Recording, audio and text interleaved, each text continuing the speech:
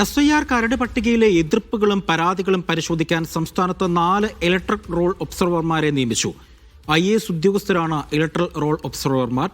MG മാണിക്യം, K Biju, Tinku Biswal, doctor K Vasuki എന്നിവർക്കാണ് വിവിധ ജില്ലകളുടെ ചുമതല. സഫാനുണ്ട് വിവരങ്ങൾ നൽകാനായി. സഫാന്, ഈ SIR കരട് പട്ടികയിലെ പരാതികൾ പ്രധാനമായും പരിഹരിക്കുക, അതിൽ വേണ്ട നടപടി സ്വീകരിക്കുക, ഇതാണോ ഈ മേൽനോട്ട സമിതിയുടെ ചുമതല?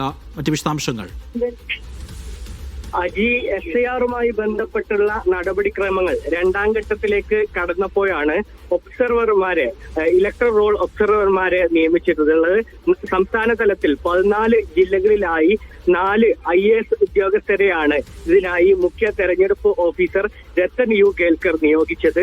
കോഴിക്കോട്, വയനാട്, കണ്ണൂർ, കാസർഗോഡ് ജില്ലകളുടെ ചുമതല MG രാജമാണിക്യം IAS, തൃശൂർ, പാലക്കാട്, മലപ്പുറം ജില്ലകളിൽ K ബിജു IAS, കോട്ടയം, ഇടുക്കി, എറണാകുളം ജില്ലകളിൽ ടിങ്കു ബിസ്വാൾ IAS, തിരുവനന്തപുരം, കൊല്ലം, പത്തനംതിട്ട, ആലപ്പുഴ ജില്ലകളിൽ K വാസുകി IAS എന്നിവർക്കാണ് ചുമതല നൽകിയിട്ടുള്ളത്.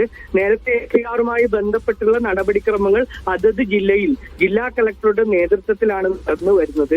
ഇതിന് പുറമെയാണ് ഇപ്പോൾ ഈ ഒബ്സർവർമാരെ കൂടി നിയമിച്ചിട്ടുള്ളത്. 2ാം ഘട്ട പ്രവർത്തനത്തിൽ ഈ SIRുമായി ബന്ധപ്പെട്ടുള്ള പരാതികൾ, അതുമായി ബന്ധപ്പെട്ടുള്ള കാര്യങ്ങളൊക്കെ ഈ ഒബ്സർവർമാരെ ആയിരിക്കും നിരീക്ഷിക്കുക. അവരുടെ നേതൃത്വത്തിലായിരിക്കും ഇതുമായി ബന്ധപ്പെട്ടുള്ള നടപടി പ്രവർത്തനങ്ങളൊക്കെ ഉണ്ടാവുക.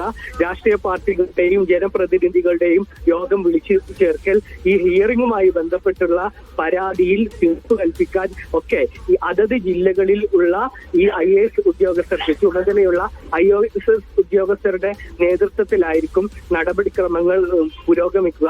നമുക്കറിയാം, ജനുവരി 22 വരെയാണ് SIRുമായി ബന്ധപ്പെട്ടുള്ള പരാതി പരിഹരിക്കാനുള്ള സമയമുണ്ടത്. അതിന് ഫെബ്രുവരി 14 വരെ ഹിയറിംഗിനുമായി മറ്റും സമയമുണ്ട്.